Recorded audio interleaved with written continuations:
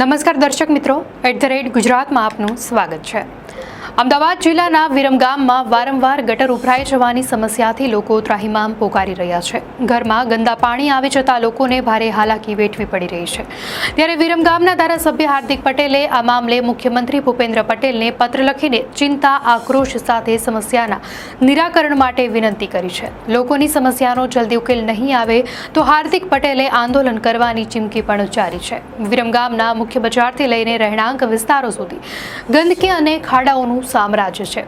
વિરમગામના ભરવાડી દરવાજા, મોચી બજાર, પાંચકલા કે ગોલવાડ જેવા વિસ્તારોમાં આ દ્રશ્યો સામાન્ય છે। વિરમગામના એક વેપારી કહે છે કે ખાડા અને ગંદકીમાં આખું ગામ પતી ગયું છે। આજકાલનો નહીં પણ વર્ષોનો પ્રશ્ન છે। સ્થાનિક નાગરિકનું આ સમસ્યા વિશે કહેવું છે કે ગોલવાડમાં છેલ્લા 12 મહિનાથી સતત ગટરો ઉભરાઈ રહી છે અને તેનો કોઈ ઉકેલ નથી આવતો। વિરમગામના 36 વોર્ડમાંથી કોઈ નગરસેવક એવો દાવો કરી શકે તેમ નથી કે તેના વોર્ડમાં ગટરો ઉભરાતી નથી। તેઓ નગરપાલિકાના નગરસેવકો પર ગંભીર આરોપ લગાવતા કહે છે કે નગરસેવકો રોજ આ રસ્તા પરથી પસાર થાય છે પરંતુ આંખ આડા કાન કરે છે। લોકોને દવાખાને જવું હોય કે બજારમાં ગંદકીમાંથી જ પસાર થવું પડે છે। શિક્ષણ ક્ષેત્રે સંકળાયેલા હિરેન જોશીના મતે વિરમગામ એ 4 જિલ્લાને જોડતું મથક છે અને તેની ભૌગોલિક ઉપયોગિતા ઘણી છે। અહીં ઓટો ઇન્ડસ્ટ્રીઝ સહિત અનેક ઉદ્યોગો વિકસી રહ્યા છે। જોકે ગંદકીને કારણે બહારથી આવતા લોકો વિરમગામની ખરાબ છાપ લઈને જાય છે, જે શહેરના વિકાસ માટે હાનિકારક છે। તેઓ માને છે કે જૂની અને કથળી ગયેલી ગટર વ્યવસ્થા આ સમસ્યાનું મૂળ કારણ છે, જેને તાત્કાલિક સુધારવાની જરૂર છે। વિરમગામના ધારાસભ્ય હાર્દિક પટેલે પણ ગંદકીની સમસ્યાથી કંટાળીને રાજ્ય સરકારને પત્ર લખ્યો છે। હાર્દિક પટેલ પોતે ભાજપના ધારાસભ્ય હોવા છતાં તેમણે મુખ્યમંત્રી ભૂપેન્દ્ર પટેલને પત્ર લખીને આંદોલન કરવાની ચીમકી ઉચ્ચારી। તેમણે પત્રમાં જણાવ્યું છે કે મુખ્યમંત્રીએ જે સ્ટોર્મ વોટર ડ્રેનેજ અને 11 જેવી અંડરગ્રાઉન્ડ લાઇનનું કામનું ભૂમિપૂજન કર્યું હતું તેને 7 મહિના વીતી ગયા છતાં 1% પણ કામ નથી થયું। હાર્દિક પટેલે સ્પષ્ટ શબ્દોમાં કહ્યું છે કે જરૂર પડીએ તેવો પ્રજા સાથે આંદોલનમાં જોડાશે। આ મામલે સ્થાનિક નાગરિક સુમનભાઈ સોની હાર્દિક પટેલની વાત સાથે સહમત થતા કહે છે કે ધારાસભ્ય અંતે તો વિરમગામના નાગરિક છે અને પછી ધારાસભ્ય બન્યા છે, તેથી તેમની વાત ખૂબ સ્વાભાવિક છે। ધારાસભ્યની ફરિયાદ સામે નગરપાલિકા પોતાની પાસે સ્ટાફ અને સંસાધનોના અભાવની વાત કરે છે।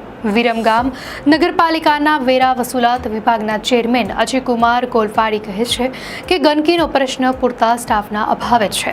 અમારી પાસે કાયમી સ્ટાફ નથી। અમે આ સમસ્યાનો ઉકેલ લાવવા પ્રયાસ કરી રહ્યા છીએ। હાલમાં જ સરકારે સેનેટરી ઇન્સ્પેક્ટર અને એકાઉન્ટન્ટની ભરતી કરી છે। જો કે નાગરિકો આ વાત સાથે સહમત નથી। તેવો આરોપ લગાવે છે કે જાન્યુઆરીમાં મુખ્યમંત્રી દ્વારા વિરમગામ માટે ₹26.35 કરોડનું ભંડોળ ફાળવવામાં આવ્યું હોવા છતાં સમસ્યા યથાવત છે। ચેતનભાઈ કંસારા કહે છે કે સરકારની ગ્રાન્ટ આવી હશે પણ તેનાથી ગટર સાફ નથી થઈ। અમે દર મહિને રજૂઆત કરીએ છીએ પણ કોઈ ઉકેલ નથી આવતો। અહીંની નગરપાલિકાને વિકાસમાં રસ જ નથી।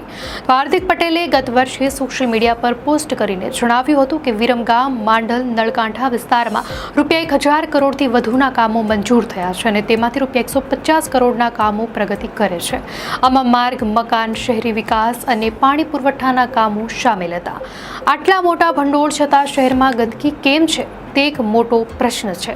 ખુદ હાર્દિક પટેલના પૂર્વ સાથી વરુણ પટેલે પણ સોશિયલ મીડિયા પર પોસ્ટ કરીને સરકાર સામે બળાપો ઠાલવ્યો હતો। તેમણે કોઈનું નામ લીધા વગર લખ્યું હતું કે વિરમગામની ઐતિહાસિક દુર્દશા પ્રથમ વખત આવી છે। ₹45 કરોડ ખર્ચ થયા બાદ આ વિકાસ માટે જવાબદાર કોણ? તેમણે નકામા છોકરા શબ્દનો ઉપયોગ કરીને હાર્દિક પટેલ પર પરોક્ષ નિશાન સાધ્યું હોવાનું મનાય છે। તો સ્થાનિક ભાજપમાં પણ આંતરિક ખટરાગ સ્પષ્ટપણે દેખાઈ રહ્યો છે। વિરમગામના એક ભાજપના નગરસેવક હર્ષદ ઠક્કરે ફેસબુક પર પોસ્ટ કરીને હાર્દિક પટેલ પર પ્રહારો કર્યા હતા। આ વિવાદની શરૂઆત ત્યારે થઈ જ્યારે હાર્દિક પટેલે ટાવર લાઇબ્રેરીના ઉદ્ઘાટન પ્રસંગે સ્થાનિક નગરસેવકોની ગેરહાજરી પર નારાજગી વ્યક્ત કરી હતી। તેમણે આક્ષેપ કર્યો હતો કે ગામમાં સારું ન થાય, ગામમાં વિકાસ ન થાય એટલે મૂળ બધાએ ઝઘડવાનું અંદરો અંદર નક્કી કરી લીધું છે। આમ વિરમગામની ગંદકી અને ખાડાની સમસ્યા માત્ર વિકાસનો પ્રશ્ન નથી, પરંતુ તે રાજકીય ખેંચતાણ અને આંતરિક વિવાદોની પણ સાક્ષી પૂરી રહી છે, જેનો ભોગ આખરે તો શહેરની જનતા જ બની રહી છે.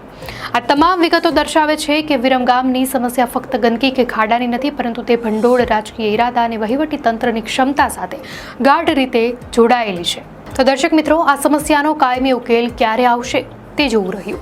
દર્શક મિત્રો, આ અંગે આપની શું પ્રતિક્રિયા છે અમને કોમેન્ટમાં ચોક્કસથી જણાવશો. અને જો આપને આ વિડીયો સારો લાગ્યો હોય તો વિડીયોને લાઇક કરો અને ચેનલને સબસ્ક્રાઇબ કરો.